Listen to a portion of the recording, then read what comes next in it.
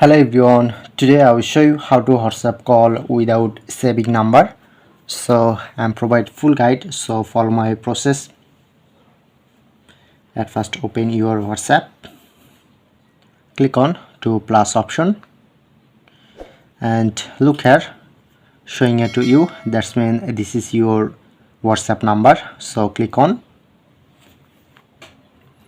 and enter your phone number that you wanna contact. At first enter your country code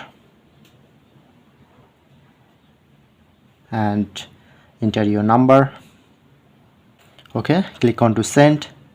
At first you send message your WhatsApp number and click on this number, then showing it to chat, call or add contact. Now I'm select call on WhatsApp to continue.